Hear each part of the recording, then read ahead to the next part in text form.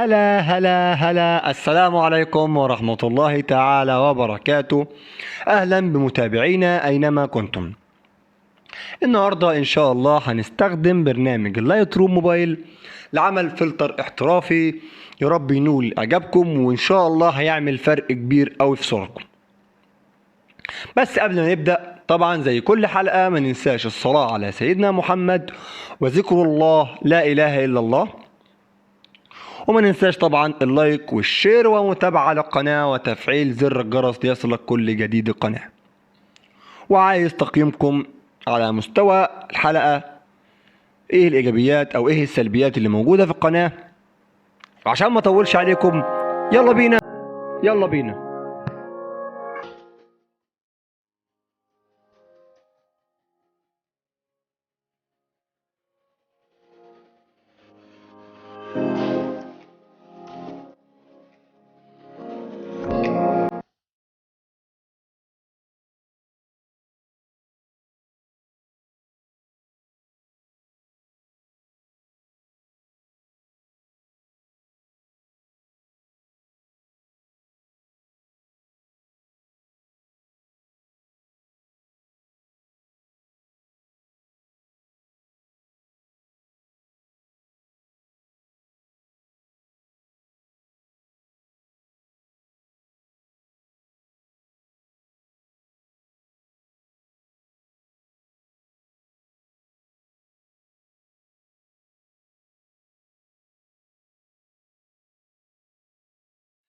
وبعد ما انتهينا من مشاهدة الفلتر او الصور قبل وبعد، هنروح على صفحة اسمها البروفايلز، ودي من عن طريقها بنحط لون مبدئي للصورة.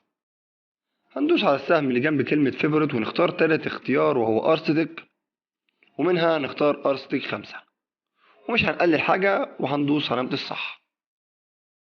هنروح على صفحة الألوان وسريعا كده هنخلي الإكسبوجر سالب 4/10، الكونتراست سالب 22، والهايلايت هنقلل إضاءته أو الإضاءة الهايلايت هنخليها سالب 60، وعشان نحافظ على الإضاءة هنزود الشادو ل 37. طبعا ممكن تزود وتقلل على حسب اختيارك. هنروح على الوايت ونقلله لسالب 90، وهننزل تحت وهنخلي البلاك سالب 36.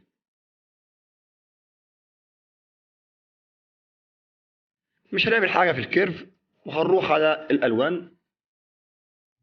هنزود درجة حرارة الصورة أو اللون الأصفر في الصورة ل 32. طبعا الصورة بدأت تتغير بلون غريب شوية، وعشان نكسر اللون هنزود التنت أو هنقلل التنت أنا آسف لسالب 26.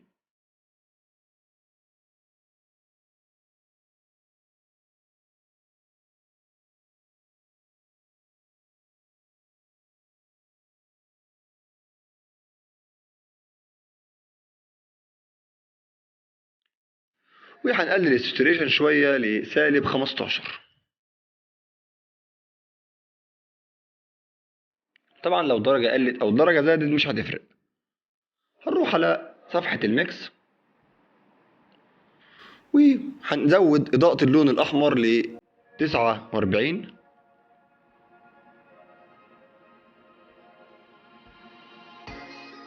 الساتوريشن لموجب 14، والهيو مش هنعمل فيه حاجة. هنروح على اللون اللي بعده وهو اللون البرتقاني، هنقلل الساتوريشن شوية لسالب 17،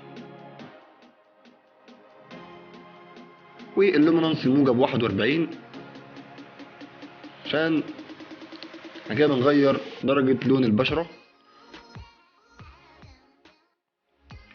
هنروح على اللون الأصفر عشان نبدأ نكسر الإضاءة الصفراء اللي موجودة في الصورة، وهنخلي الهيو 0، وهنقلل الساتوريشن أو درجة اللون الخاصة باللون الأصفر لسالب 85.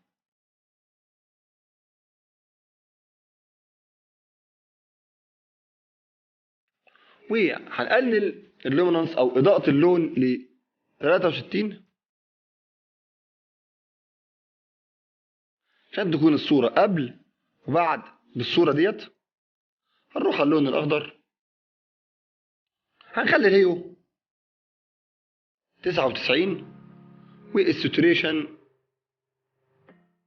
90 واللومينانس -17 أو -16. ولو حضرتك في صور خلفية مثلا لون الزرع أو لون أخضر وعايز تقتل اللون، ممكن تخلي الساتوريشن 0 على حسب اختيارك لون الدرجة. هنروح على اللون السماوي المخصص للسحاب، هنزود الهيو درجة اللون ونقلبها على اللون الأزرق، خليها موجب 100 ونقلل الساتوريشن -39 ونفتح اللون لموجب 66.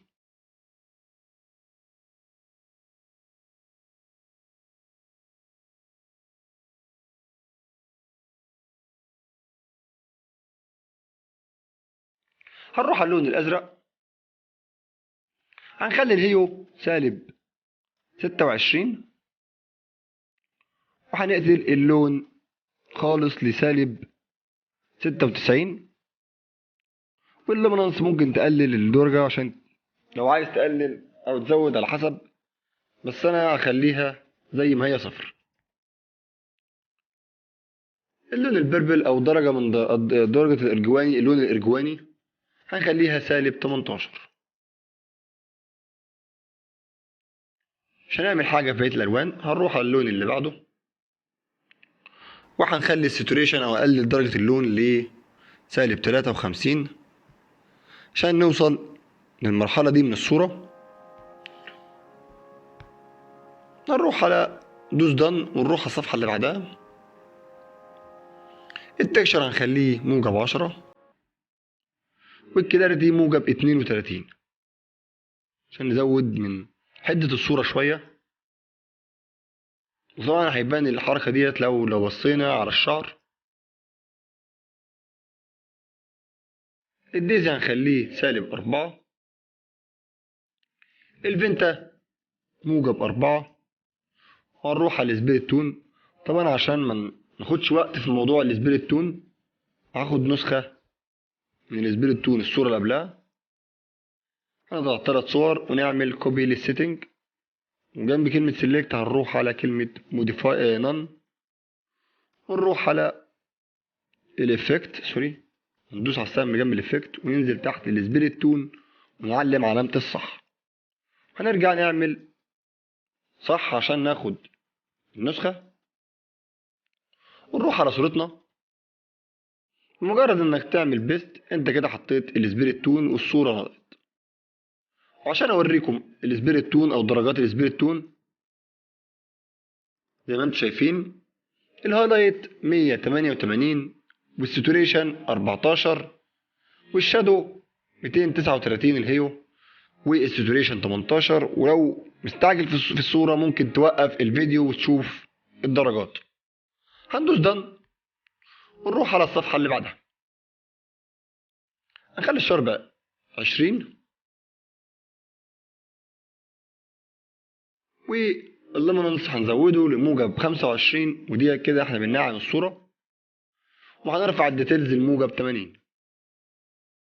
طبعا دي تفاصيل الصورة، خلي تفاصيل الصورة أنعم. هننزل تحت على الكالر نويز ريدكشن وهي ديت نعومة الألوان بين اللون واللون. هنخلي الكالر نويز ريدكشن 25 مش هنعمل حاجة في الديتيلز ولا السموثنس. وآخر صفحة هندوس عليها ونعمل ريموف. وبكده نكون انتهينا من فلتر النهاردة. كل اللي علينا نعمل كاريت الفلتر، وهنسمي الفلتر على اسم الصور او صاحب الصور وهو اسمه توني. والاسم الغريب التاني او اسم باباه او اللقب ام